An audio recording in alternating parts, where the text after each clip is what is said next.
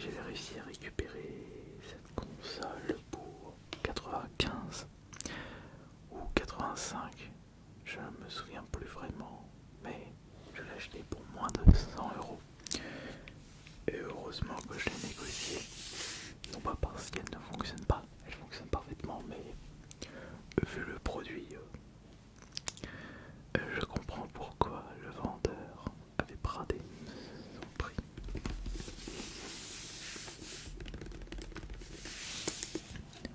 Excusez-moi, bonsoir, j'espère que vous allez bien. On se retrouve pour une nouvelle vidéo ASMR jeux vidéo. Moi en ce moment, j'aime bien vous proposer des vidéos ASMR. Et cette idée-là, je l'avais notée dans mon calepin vidéo ASMR à faire. Ce qui veut dire que je peux rayer cette idée.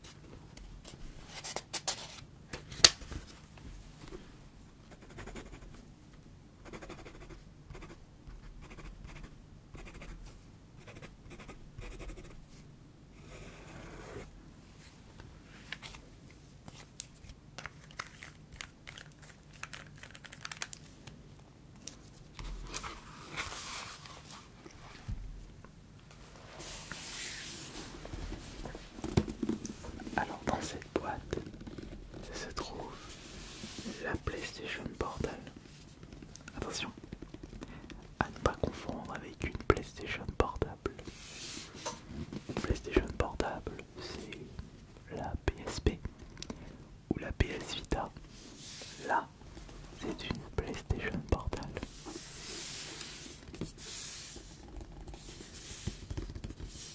Mais quel est son intérêt? Bien, je vais vous expliquer ça en détail.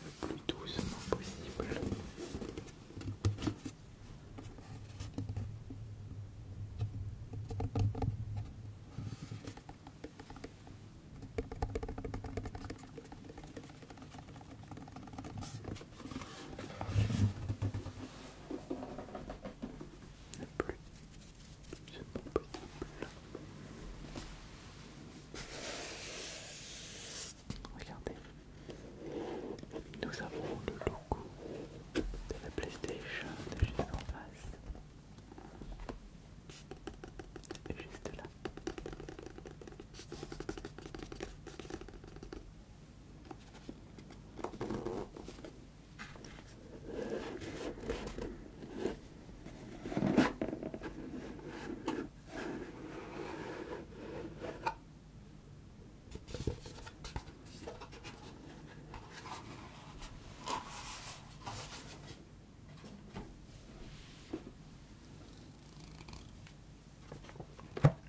La voici, la PlayStation Portable.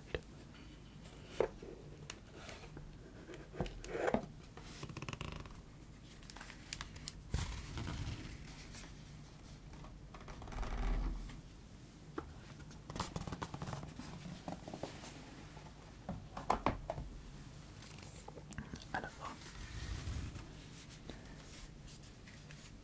à première vue, ça nous fait rappeler à une manette PlayStation avec un écran collé entre les deux parties de la manette, comme si Sony s'était inspiré de la Nintendo Switch pour faire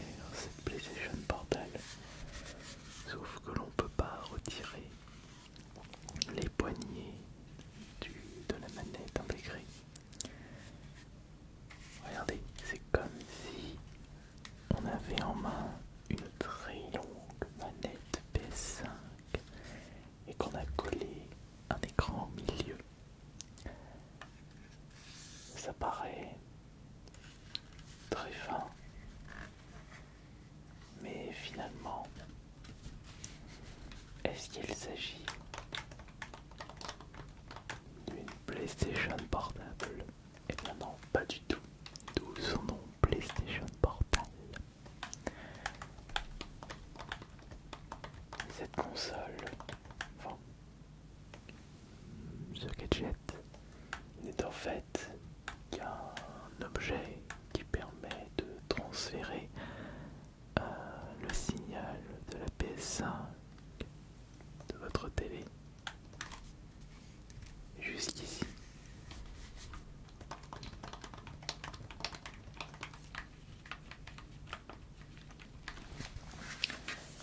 C'est-à-dire que si vous désirez jouer par exemple à votre PS5 directement ici, il faut passer par votre signal internet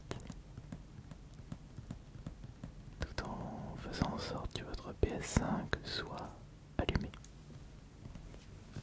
Le concept est bizarre, mais si je peux vous donner une console similaire qui avait exactement le même système, c'est-à-dire une console qui restait constamment allumée mais que l'image était transférée sur la manette avec écran intégré. Je pense à la Wii U. Attendez, moi j'ai une tablette Wii U juste ici.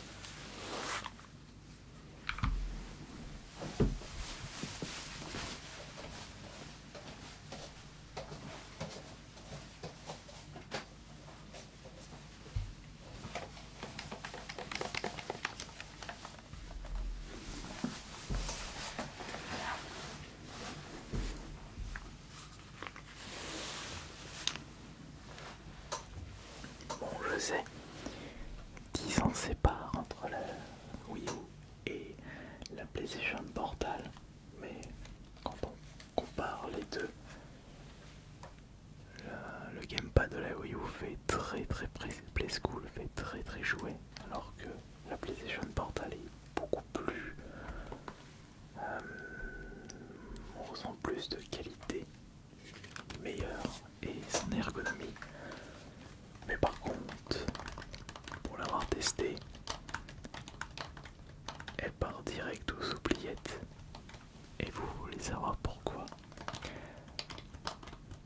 Malgré le fait que je possède la fibre, le temps de latence est affreux. C'est-à-dire qu'il peut se passer jusqu'à 1 seconde entre le moment où vous faites une action et sa retransmission dans le jeu. Alors quand vous jouez à des jeux tour par tour, ça peut aller, mais quand ce sont des jeux qui demandent d'être tout le temps actifs, sans véritable temps mort, là c'est impossible d'y jouer, impossible de prendre du plaisir. Ce qui fait que cet accessoire est complètement inutile. Mais après, je suis là avant tout pour vous relaxer. Et je fais justement de pas la payer trop cher. Ce qui est dommage en soi parce que l'écran est de très bonne qualité.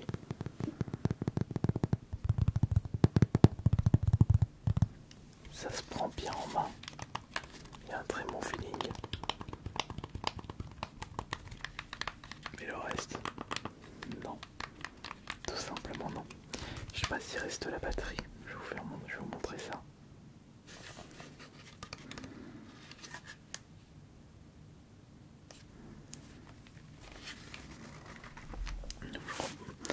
Je crois pas qu'il reste la batterie, non.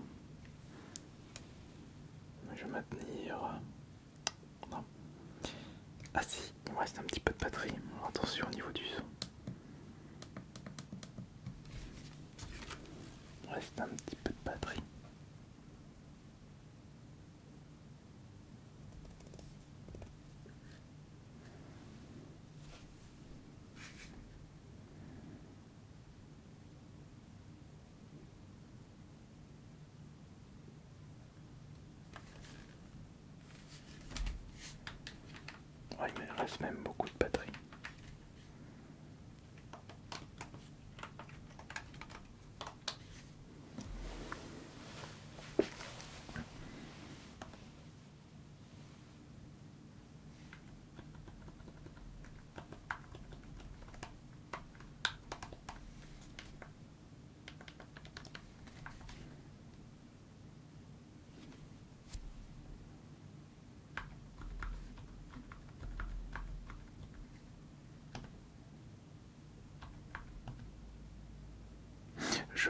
j'ai allumé ma PS5. Voilà. Attendez. Je suis sûr que qu'en faisant ça, j'ai dû allumer ma PS5 à distance. Bah. Pourquoi ça s'est éteint? Ah, non, j'ai rien dit. Voilà. Ça, c'est la PlayStation Portal.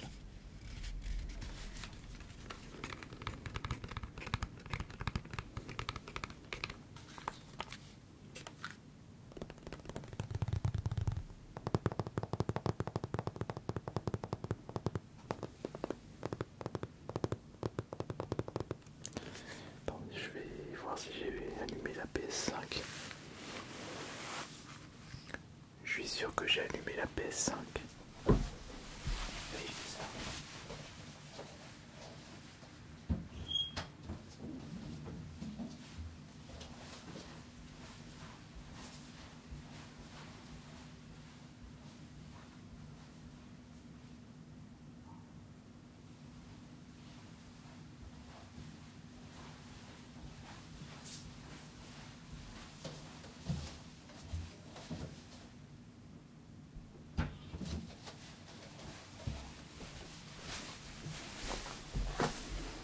Eh bien non, je n'avais pas allumé la PS5.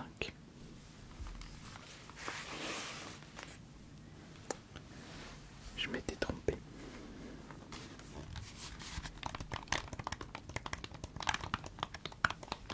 Et en plus, je vous parle d'un gros temps de latence. Et c'était uniquement chez moi en passant par ma Wi-Fi. Wi-Fi fibré, Wi-Fi 5G. Alors imaginez que vous désirez jouer loin de chez vous à votre PS5 en passant par la PlayStation Portal. Déjà, si votre connexion n'est pas stable, c'est foutu. Votre PS5 reste constamment allumé. En termes d'écologie, je pense qu'on repassera. Après, il y a pire en laissant les serveurs, les services des matériels allumés H24. Ça, c'est pas du tout écologique. Ça me fait marrer les personnes qui disent que le dématériel c'est plus écologique que le marché des jeux en boîte. Alors que les jeux en boîte, tu les fabriques et après il n'y a plus de pollution supplémentaire. Alors que faire tourner des serveurs H24, c'est très polluant.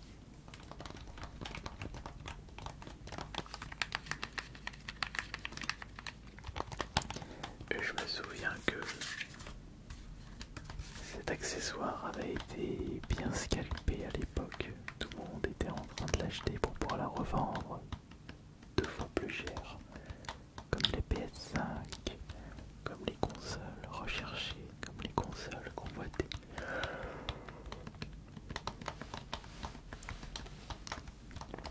Malheureusement, les personnes qui avaient pour but de se faire de l'argent n'ont pas réussi à en faire beaucoup. Tu m'étonnes, au vu de la mauvaise qualité de cet accessoire. Franchement, s'il n'y avait pas de latence, elle aurait pu être très intéressante cette PlayStation Portal. Mais ce n'est pas du tout le cas.